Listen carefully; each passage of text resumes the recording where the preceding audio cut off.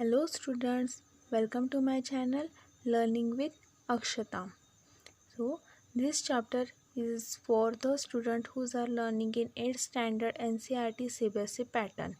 The video topic is rational number which is the first chapter in mathematics subject. So हम इस chapter में पढ़ेंगे practice set 1। इसके पहले वीडियो में मैंने इसके सारे प्रॉपर्टी के बारे में बताया था, तो उसके ही ऊपर ये प्रैक्टिस सेट है जो हम अभी सॉल्व करेंगे। So the first question is using appropriate property and find. So हमें एक इक्वेशन दी गई है जो हमें एक एप्रोप्रिएट प्रॉपर्टी के हिसाब से सॉल्व करनी है। सो हम ये सॉल्व करेंगे अभी। Let's solve it. सो हम ये जैसे कि वैसे कॉपी कर लेंगे। -2/3 इंटू 3/5 प्लस 5/2 माइनस 3/5 इंटू 1/6।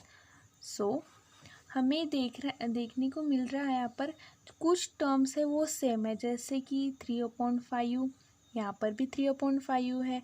सो हम ये वाला पार्ट और ये वाला पार्ट एक साइड में लिख लेंगे, और ये वाला पार्ट जो है जो 5 + 5/2 का पार्ट है वो लास्ट में लिख लेंगे। सो -2/3 इंटू 3/5 माइनस 3/5 इंटू 1/6 प्लस 5/2। सो ये हो गया हमारा।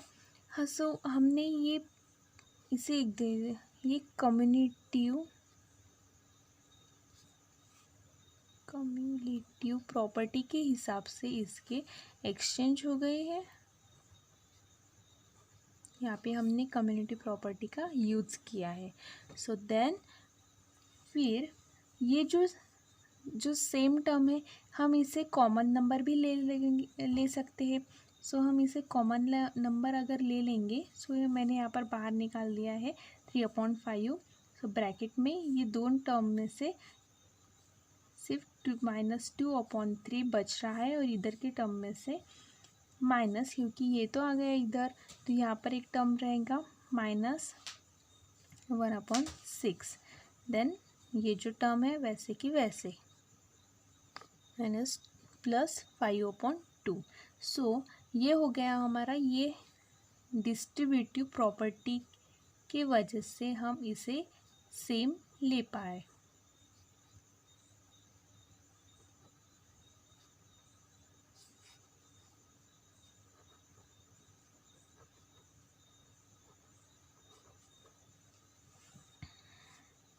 सो द नेक्स्ट स्टेप इज, हम अभी इसे दोनों, अगर हमने दोनों को मल्टीप्लिकेशन में रख दिया, जैसे कि इसे और इसे, तो हमें ये टर्म मिलेगा।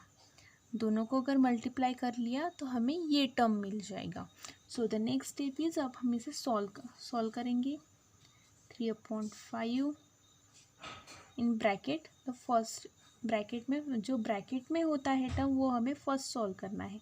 तो इसे अब आपको तो पता ही होगा कि क्रॉस मल्टीप्लिकेशन कैसे किया जाता है। सो मैं यहाँ पर आपको डायरेक्टली आंसर लिख के बता दूंगी। सो यहाँ पर आ जाएगा, एलसीएम ले लेंगे हम दोनों का, 6, यहाँ -4 -1 प्लस, ओके। सो मैं यहाँ पर नेक्स्ट स्टेप में यहाँ पर लिख लेती हूँ। यहाँ पर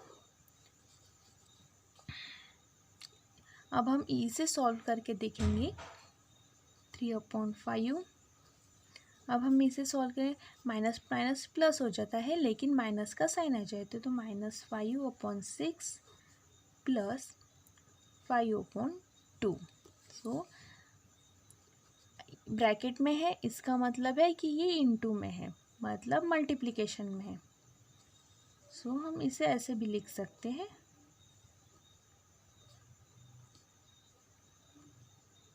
okay, so next step is ये कट हो जाएगा, यहाँ पर 1 2, यहाँ -1 आ जाएगा। Okay, so the answer is -1/2 plus 5/2। सो इसके बाद जो आएगा, सो इसे क्रॉस मल्टीप्लिकेशन करने के बाद जो आंसर आ जाएगा, डिनोमिनेटर तो सेम है, तो फिर इसका माइनस 4/2 इज इक्वल टू इसका आंसर 2 आ जाएगा। Okay, the next problem is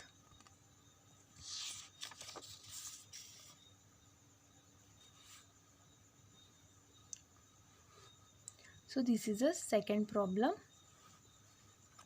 हम इसे भी सॉल्व कर लेंगे सेम मेथड से। सेम हम यहाँ पर कॉपी कर लेंगे, -1/6 इंटू 3/2 प्लस 1/14 इंटू 2/5। जो अभी यहाँ पर सिमिलरिटी है वो हमें देख लेनी। जैसे कि यहाँ पर 2/5 है सिमिलर, और ये आप इस टर्म में 2/5, दोनों टर्म में 2/5 सिमिलर नंबर है। सो देन हम one term and then second term हम इसे पास पास में ले लेंगे। सो 2/5 इंटू -3/7। सो यहाँ पर हम प्लस साइन है तो प्लस ले लेंगे, 1/14 इंटू 2/5। देन ये वाली बीच वाली टर्म है, ये हमें लास्ट में लिख लेनी है, 1/6 into 3/2। So the next step is, अब हम इसमें इस स्टेप में हम ये कम्युलेटिव प्रॉपर्टी के कारण हम इसे एक्सचेंज कर पाए हैं। सो यहाँ पर हम ब्रैकेट में लिख लेंगे। देन हम इसमें से कॉमन नंबर ले लेंगे। अब सो इसमें से कॉमन नंबर है 2/5। सो हमने वो ले लिया है 2/5। इसमें इस टर्म में बचा है 3/7 प्लस 1/14। ओके, देन ये वाला टर्म हमें वैसे के वैसे लिख लेना है।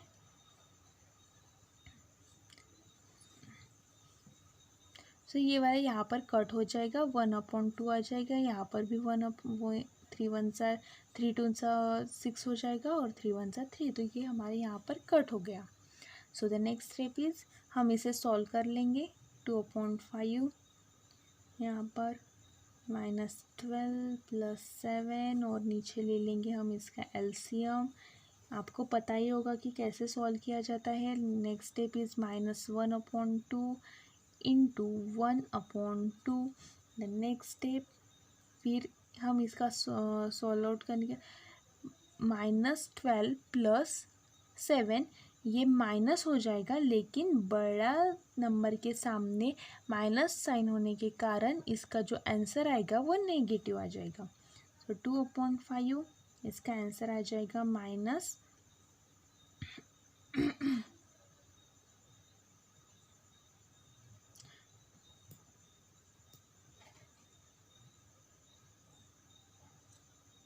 -6 प्लस 1/14, देन इसके अंदर -4। Okay, so the next step is 2/5 मैं यहाँ पर लिख ले रही हूँ। सो या इसमें -5/14 -1/4। सो ये कट हो जाएगा 7, ये -1 आ जाएगा यहाँ पर -5 होने के कारण। सो यहाँ पर -1/7 -1/4। So the answer is 11/28। 4 1s are 4, then -4 आ जाएगा। देन यहाँ पर यहाँ पर -4 आ जाएगा। 7 इंटू 1 -7, देन 7 4s are 28। सो -4 + -7 इज इक्वल टू -11। सो ये हमारा आंसर हो गया। So the next question is write the एडिक्टिव inverse of each of the following. So हमें इसका एडिक्टिव इनवर्स बताना है। ये जो कुछ नंबर दिए गए हैं, कुछ एग्जाम्पल दिए गए हैं, इसका हमें एडिक्टिव एग्जाम्पल बताना है। एडिक्टिव प्रॉपर्टी हमने जाना ही होगा कि क्या होती है एडिक्टिव प्रॉपर्टी। इसके पहले कि इसमें हमने जाना ही था कि जो एडिटिव प्रॉपर्टी है उसमें क्या हो जाते हैं, साइन चेंज हो जाते हैं। सो यहाँ पर नेगेटिव साइन है तो हमारा ये नेगेटिव साइन हमेशा किस में आ जाएगा, पॉजिटिव में आ जाएगा। सो 2/8 it's an answer. Next is -5/9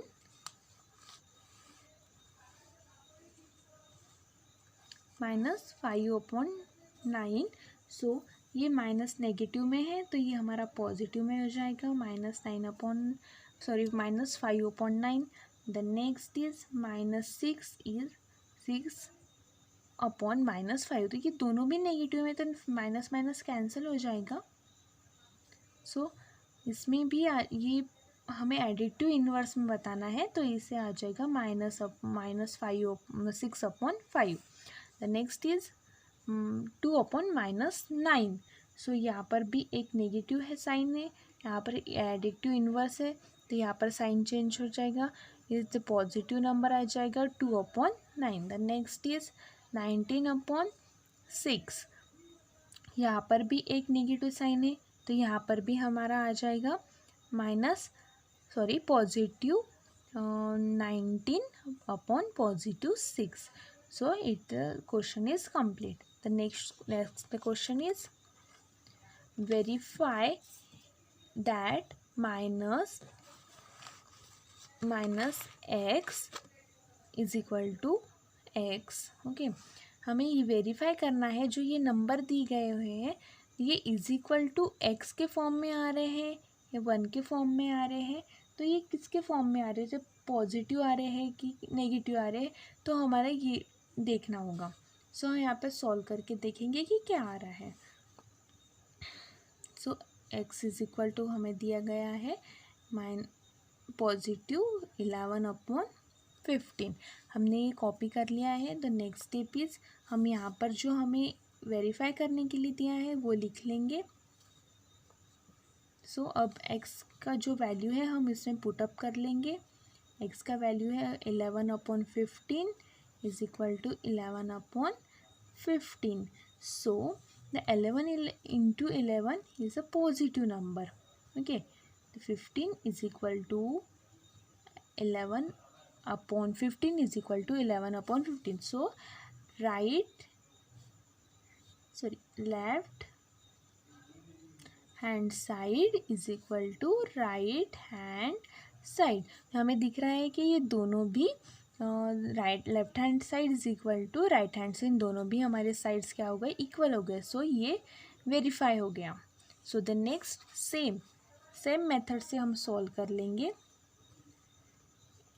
copy कर लेंगे -13/7। अभी जो वेरीफाई करना है हम वो लिख लेंगे। देन हम इसमें x की वैल्यू पुट अप कर लेंगे।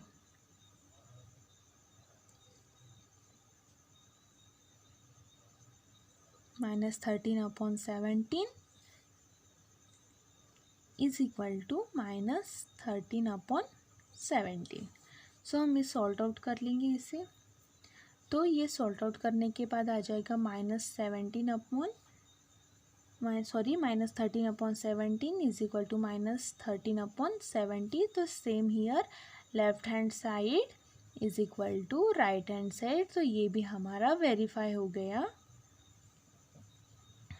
सो next question is find the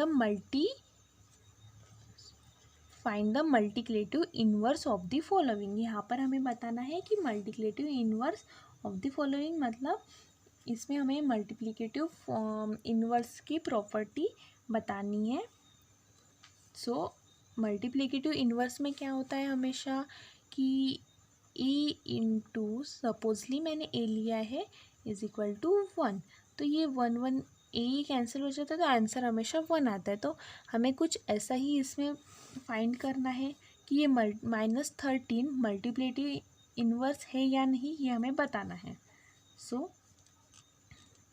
हम यहाँ पर देखेंगे कि ये होता है नहीं।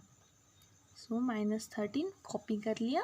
Then the next step is हम इसका इन्वर्स ले लेंगे, -13/1, ये हो गया इसका inverse.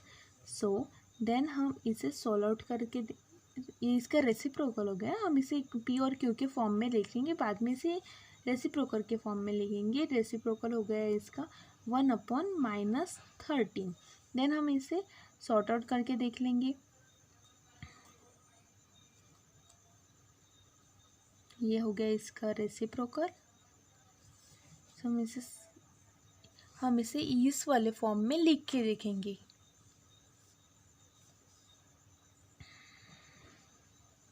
-13/1 into 1/-13. So -13 get cancelled, then 1 and it's also cancel. The answer is 1. So हम इसे बोल सकते हैं कि ये मल्टीप्लिकेटिव इन्वर्स है। So next same here, same यहाँ पर भी वैसे ही करना है। -13/19 हम इसका रेसिप्रोकल लेंगे, इसकी इन्वर्स कर लेंगे। So the next step is -13/19, इसका हमने इन्वर्स कर लिया। 19/-13, it gets cancel, then it is same digit, it is also cancel. The answer is 1. It is also multiplicative inverse. The next problem is 1/5। हम इसे भी solve करके देख लेंगे कि ये आ रहा है या नहीं। सो 1/5 मैंने कॉपी कर लिया। द नेक्स्ट स्टेप इज 1/5, इसका रेसिप्रोकल ले लेंगे हम। 5/1, 1 is just cancel, 5 and 1 is cancel, and the answer is 1. So it is also multiplicative inverse. The next question is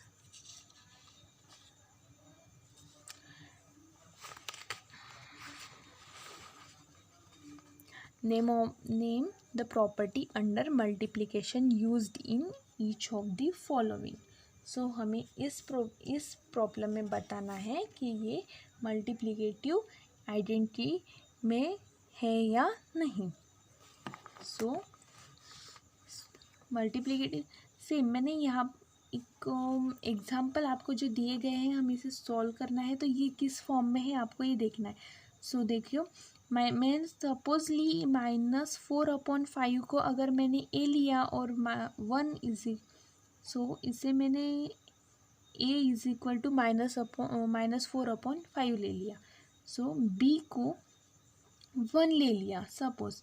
तो ये आप दोनों टर्म में देख पा रहे हो कि दोनों टर्म में एक्सचेंज हो रहा है, जो टर्म है वो एक्सचेंज हो रहा है, फिर भी उसका आंसर -4/5 आ रहा है। सो हम इसे सॉल्व आउट करके देखेंगे। सो हमें डायरेक्टली पता चल रहा है कि ये मल्टीप्लिकेटिव इन्वर्स आइडेंटिटी है करके। So it is a multiplicative identity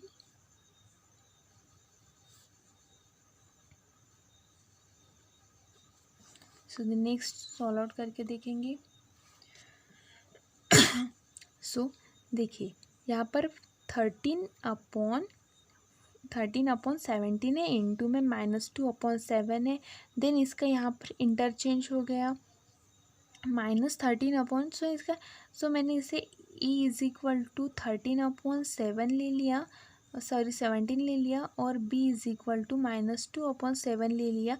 तो आप देख पा रहे हो कि यहाँ पर एक दोनों का भी जो टर्म है वो इंटरचेंज हो रहे हैं। सो ये हो गई हमारी कम्युलेटिव प्रॉपर्टी। क्योंकि ये दोनों भी इंटरचेंज हो रहे हैं, अपने आप में ही ये दोनों इंटरचेंज हो रहे हैं। सो नेक्स्ट इज, देखो अब इसमें -19/29 और 29/29/-19 तो ये किस फॉर्म में आता है। जैसे हम यहाँ पर एक ले लेंगे example, a/1/a=1। So A get cancel and answer is 1। तो सेम हियर हो रहा है कि -19 कैंसिल हो जाएगा, 29 कैंसिल हो जाएगा, आंसर 1। तो ये किस प्रॉपर्टी में अप्लाई होता है, ये अप्लाई होता है मल्टीप्लिकेटिव इन्वर्स में।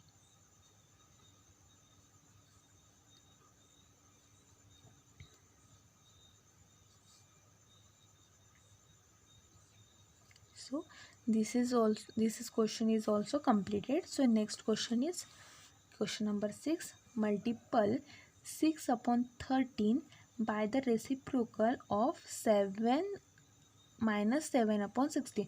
सो हमें -7/16 का रेसिप्रोकल से इसे मल्टीप्लाई करके देखना है कि ये मल्टीप्लाई हो रहा है या नहीं। सो इसका आंसर क्या आएगा हमें ये देखना है। तो इसका आंसर निकालना है, तो हम ले लेंगे, सबसे पहले हम इसका रेसिप्रोकल ले लेंगे। सो -16 रेसिप्रोकल इज 16/7। तो इसका ये रेसिप्रोकल हो गया। अकॉर्डिंग टू क्वेश्चन क्या पूछा है हम, अकॉर्डिंग टू क्वेश्चन हमें क्या पूछा है, हम इसके बारे में। सो 6/13 इंटू -7/16 का रेसिप्रोकल से इंटू बोला है, तो 16/-7। ओके, सो हम इसे सॉल्ट आउट करेंगे। सो -7 16 इंटू 6 96 एंड 13 इंटू 7 91। सो हम नीचे तो माइनस साइन नहीं नहीं लेना है, तो हमें इसे सेम नंबर से डिवाइड कर इंटू कर लेंगे। सो हम मैंने ले लिया है -1। सो ये ऊपर आ जाएगा। सो ये हमारा हो गया आंसर। सो ये भी हमारा कंप्लीट हो गया। So next question is, tell what property allows you to compute. So हमें बताना है कि इसमें कौन सी प्रॉपर्टी आ रही है। सो देखिए 1/3 इंटू 6 इंटू 4/3। सो ये ब्रैकेट में है, तो यहाँ पर देखिए, यहाँ पर इंटरचेंज हो रहा है। पहले इस टर्म को ब्रैकेट में रखा है, बाद में इस टर्म को ब्रैकेट में रखा है, दोनों के नंबर सेम है। ठीक है, 1/3। तो मैंने सपोज मैंने ऐसे ले लिया a into B into C as a into B into C. So मैंने पहले a इंटू बी को ब्रैकेट में डाल दिया, बाद में b इंटू सी को डाल दिया, तो सेम हो गया ना। इसमें कुछ आंसर तो इसका चेंज आएगा ही नहीं, सेम आएगा आंसर। सो हमें वैसे ही सॉल्व, तो इसमें कौन सी प्रॉपर्टी अलो करी हमें इतना ही बताना है। तो इसमें प्रॉपर्टी इसमें जो प्रॉपर्टी अलोज हो रही है वो है एसोसिएटिव प्रॉपर्टी।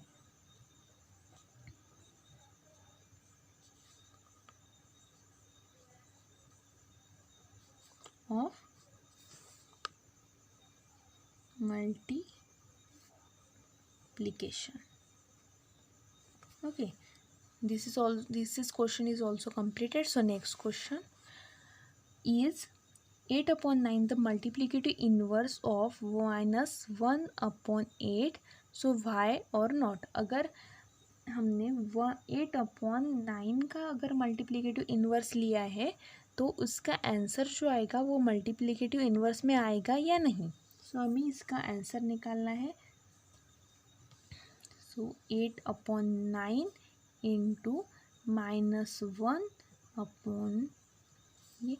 सो जो मैं यहाँ पर कर रही हूँ, यहाँ पर जगह नहीं होने की वजह से सो इसका अगर सॉल्यूशन निकाला तो 8/9 वैसे कि वैसे ले लेंगे, फिर 8 × 1 प्लस 8 × 1 +1, सो ये हो गया -9/8. सो 8 get cancel, it because it is same digit. So +9 into -9, it is also cancel. The answer is -1. सो हमें आंसर में क्या चाहिए था, पॉजिटिव चाहिए था. सो इसमें पॉजिटिव नहीं आने के कारण हमारा ये आंसर क्या हो गया, हमारा ये आंसर नॉट मल्टीप्लिकेटिव इन्वर्स हो गया.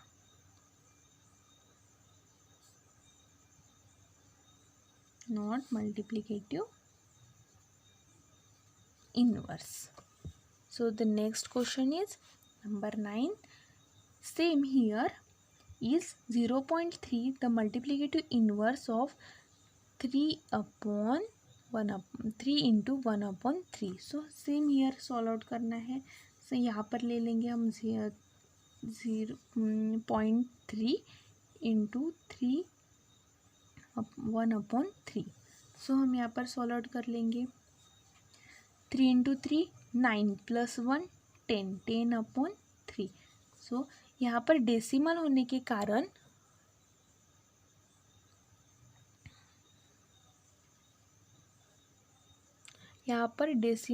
के कारण जैसे जितने नंबर के बाद डेसिमल है, हमें उतने ही नंबर के बाद यहाँ पर उतने ही नीचे 0 लगाने हैं.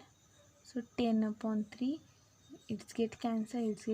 The answer is 1. So it is a multiplicative inverse.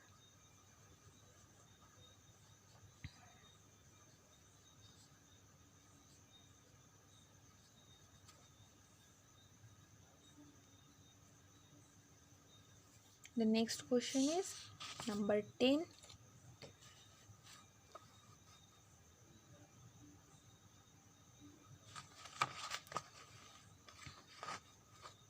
The rational number that does not have a reciprocal. The rational number that does not have reciprocal. कौन से रैशनल नंबर को रेसिप्रोकल नहीं है, तो नंबर है वो 0. इसे कोई भी रैशनल, क्योंकि ये P और Q के फॉर्म में अगर हमने ये सपोजली P को 1 ले लिया और Q को 0 लिया, तो इसका आंसर हमेशा नॉट डिफिनाइट आ जाएगा. तो इसका आंसर क्या आ जाएगा, 0. The rational number that are equal to their reciprocal. तो जो रैशनल नंबर है उसका हमेशा अगर -1 और +1 से अगर हम इसका किसी का भी रेसिप्रोकल ले लें, तो उसका आंसर हमेशा यही आ जाएगा. The rational number that is equal to negative. The rational number हमेशा नेगेटिव इज इक्वल, मतलब उसका रैशनल नंबर वही आ जाएगा, तो वो है आंसर इज 0. अगर -0 का भी ले लिया तो उसका आंसर हमेशा 0 ही आएगा. So 0. The next question is fill in the blanks. 0 has reciprocal. 0 has no reciprocal. The number dash and dash are their own reciprocal. तो उसका जो वो ऐसे कौन से दो नंबर है कि जिनका रेसिप्रोकल उनके ही फॉर्म में आता है, तो वो एक है -1 एंड देन एक है positive minus. The reciprocal of -5 is, हमें -5 का रेसिप्रोकल बताना है जो है -1/5. The next is the reciprocal of 1/x where x is not equal to 0. अगर x is not equal to 0 बोल रहा है, तो यहाँ पर इसका आंसर आ जाएगा 0. The next is the product of 2 rational number is always a rational number. अगर हमने कौन से भी रैशनल नंबर का प्रोडक्ट ले लिया है, तो उसका हमेशा जो आंसर आ जाएगा वो हमेशा रैशनल नंबर ही आएगा. The next is the reciprocal of A positive rational number is. अगर हमें दो पॉजिटिव रैशनल नंबर का रेसिप्रोकल लिया, तो उसका हमेशा जो आंसर आएगा वो हमेशा पॉजिटिव फॉर्म में आएगा. सो यहाँ पर हमारा प्रैक्टिस सेट 1 कंप्लीट हो गया है। सो अगर आपको ये वीडियो अच्छी लगी हो तो प्लीज़ लाइक करना, शेयर करना और सब्सक्राइब करना ना भूलें। अगर आपको कोई वीडियो चाहिए होगा तो आप प्लीज़ मुझे कमेंट बॉक्स में कमेंट करके बताना। Thank you students.